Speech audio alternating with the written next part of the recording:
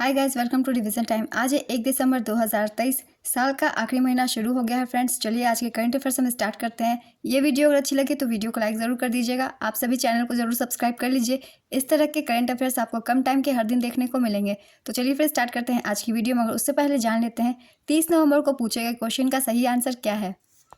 Question था friends, इनमें से कौन सा देश आसियान का सदस्य नहीं है। Option A Brunei, option B Maldives, option C Vietnam, option D Laos. इसका सही आंसर है ऑप्शन बी मालदीव। बाकी सारे आसियान कंट्री के मेंबर हैं। चलिए फिर आज के करंट अफेयर्स हम स्टार्ट करते हैं।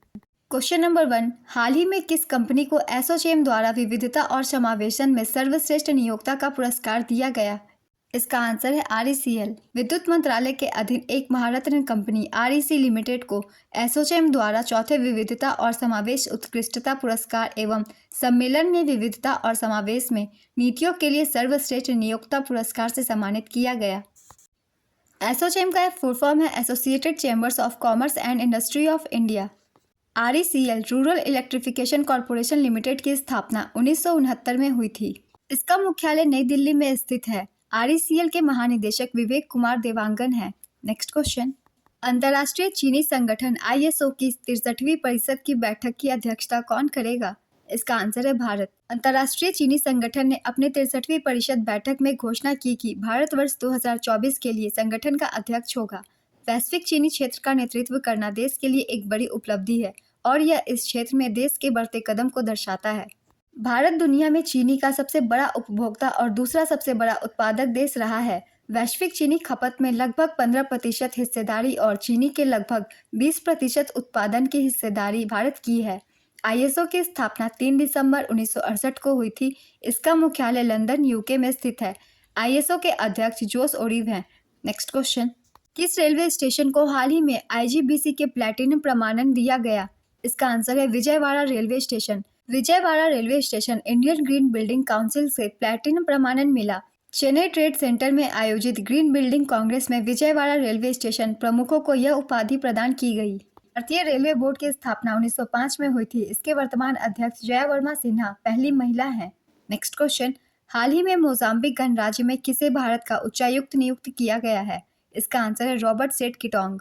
रॉबर्ट सेठ किटोंग को मोजाम्बिक गणराज्य में भारत का उच्चायुक्त नियुक्त किया गया है। वर्तमान में वह 2020 से इथोपिया में भारत के राजदूत के रूप में कार्यरत हैं। इसके अलावा वरिष्ठ राजनयिक सौरभ कुमार को बेल्जियम में भारत का राजदूत नियुक्त किया गया है। वर्तमान में सौरभ कुमार विदेश मंत्रालय में सचिव के रूप में कार्यरत हैं और उन्हें यूरोपीय संघ में भारत के राजदूत के रूप में भी मान्यता दी जाएगी। नेक्स्ट क्वेश्चन, किस संस्था ने 14वीं उत्सर्जन अंतर रिपोर्ट 2023 जारी की। इसका आंसर है UNEP। संयुक्त राष्ट्र पर्यावरण कार्यक्रम UNEP द्वारा 14वीं उत्सर्जन अंतर report 5th emission gap report 2023 जारी की। रिपोर्ट के अनुसार भले ही मौजूदा राष्ट्रीय स्तर पर निर्धारित योगदान सशर्त और बिना शर्त दोनों 2030 तक पूरे हो जाते हैं, फिर भी वैश्विक तापमान 2.5 डिग्री सेल्सियस तक बढ़ने का अनुमान है, जो पेरिस समझौते द्वारा स्थापित 2 डिग्री सेल्सियस लक्ष्य को पार कर जाएगा। नेक्स्ट क्वेश्चन, हाल ही में किस अंतरिक्ष एजेंसी को पृथ्वी पर 16 मिलियन किलोमीटर दूर अंतरिक्ष से पहली बार लेजर मैसेज मिला। इसका आंसर है नासा। नासा ने बताया कि पृथ्वी को अंतरिक्ष से पहली बार लेजर बीम मैसेज मिला है। ये मैसेज 16 मिलियन किलोमीटर 10 मिलियन मील की दूरी से पृथ्वी पर भेजा गया। यह दूरी पृथ्वी और चंद्रमा के बीच की दूरी से लगभग 40 गुना ज्यादा है। ये मैसेज अंतरिक्ष में मौजूद नासा के साइकी स्पेसक्राफ्ट से भेजा गया। इस लेजर बीम में मैसेज को रिसीव करने में सिर्फ 50 सेकंड लगे। साइकी स्पेसक्राफ्ट को 13 अक्टूबर को फ्लोरिडा स्थित कैनेडी स्पेस सेंटर से लॉन्च किया गया था। इसमें deep space optical communication system का इस्तेमाल किया गया, जो साइकी स्पेसक्राफ्ट पर लगाया गया था। इस सिस्टम का इस्तेमाल लेजर बीम मैसेज को पृथ्वी पर वापस भेजने के लिए किया जाता है।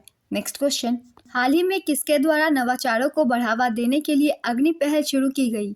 इसका आंसर है आयुर्वेदिक चिकित्सा। आयुर्वेद चिकित्सकों द्वारा नवाचारों को बढ़ावा देने के लिए अग्नि पहल शुरू की गई। अग्नि का पूरा नाम है आयुर्वेद ज्ञान नैपुण्य इनिशिएटिव। अग्नि को केंद्रीय आयुर्वेद विज्ञान अनुसंधान परिषद द्वारा शुरू किया गया। इसका उद्देश्य वैज्ञानिक सत्यापन और साक्ष्य आधारित मूल्यांकन के माध्यम से व्यवहारिक प्रथाओं को मुख्य धारा में लाने के लिए अनुसंधान करना है।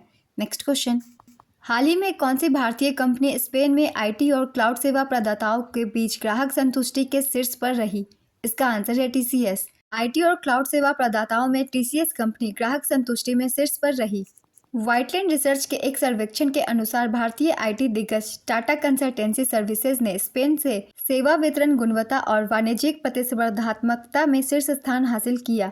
टीसीएस की स्थापना 1968 में हुई थी। इसका मुख्यालय मुंबई में स्थित है। टीसीएस के एमडी और सीईओ के कृतिवासन है। नेक्स्ट क्वेश्चन, हाल ही में किस देश ने भारत में स्थायी रूप से अपना दूतावास बंद करने की घोषणा की?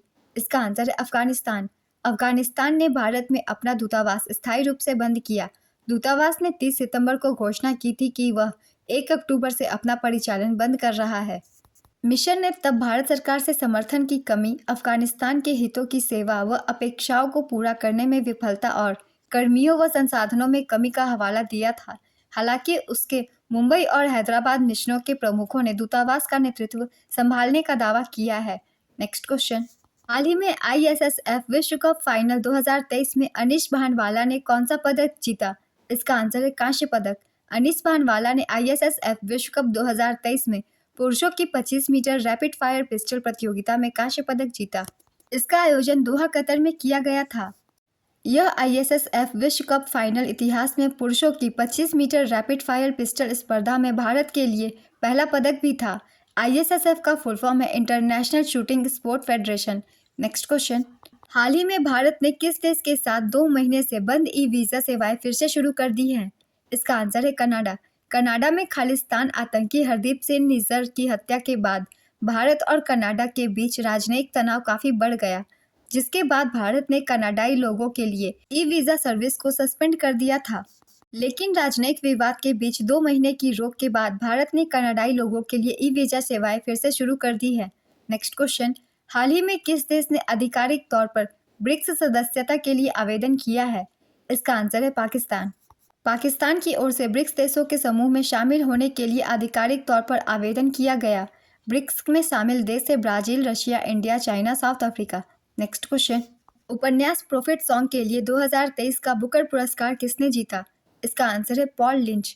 आयरिश लेखक पॉल लिंच ने अपने उपन्यास प्रोफेट सॉन्ग के लिए 2023 बुकर पुरस्कार जीता।